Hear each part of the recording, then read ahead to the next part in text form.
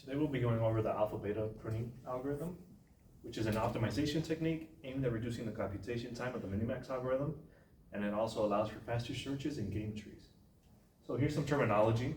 We have our alpha value, which is the best already explored optional on the path to the root for the maximizer. We have our beta value, which is the best already explored optional on the path to the root for the minimizer. And here's our pruning condition. So if at any point our alpha value is greater than or equal to our beta value, we can simply prune the rest of the leaves and return back to the parent node.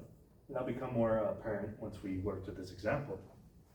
So the first step is to initialize our nodes. So since we're at a max node, we want to initialize it to the worst case scenario since we want to optimize.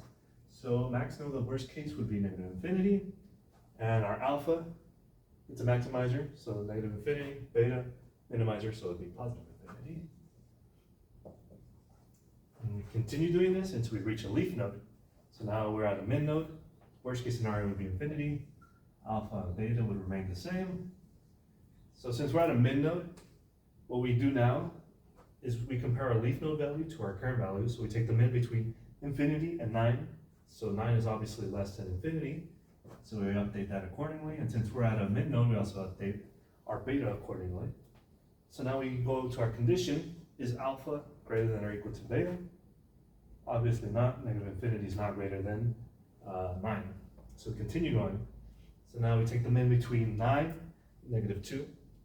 Obviously negative 2 is less than, so we update accordingly. Again, we check our condition. Still the same scenario, so we continue going. Now we take the min between 7 and negative 2. Negative 2 is less than, so we finish this and we update our value, which is negative 2. We return back to our parent node, and since we're taking the max, our only value is negative 2, so we update that accordingly. And since we're at a max node, we update our alpha value since it's for the maximizer. So alpha now becomes negative 2. So again, back to the beginning, we initialize worst case scenario for our mid node, which would be infinity. Alpha value, now we have it up here. So we simply pass that down. We also pass down our beta. So now we take the min between infinity, negative 5. Negative 5 is obviously less than, so we update our values accordingly. And now we go back to our condition. Alpha has a value of negative 2, beta has a value of negative 5, so we can now prune the rest of the leaves. And this makes more sense if we look at a number line. So here we have an alpha value of negative 2, and now we have a new value of negative 5. So if at any point we were to get a new, say if this were to be 100,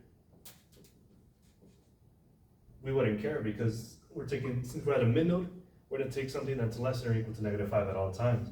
And since negative 2 is our current maximum, we don't really care anything that's lower than that. So we can simply remove the rest of the leaves since they will be of no use to us. So now this gets updated to negative 5. We're at the max node. So max between negative 2 and negative 5 remains negative 2. So now we again initialize this way. Alpha value we bring down will be negative 2.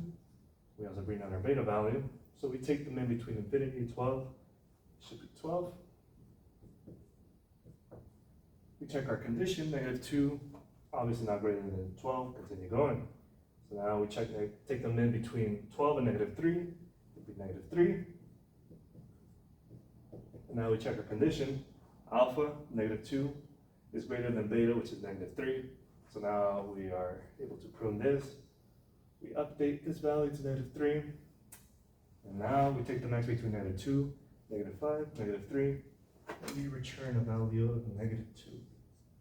And that's the algorithm.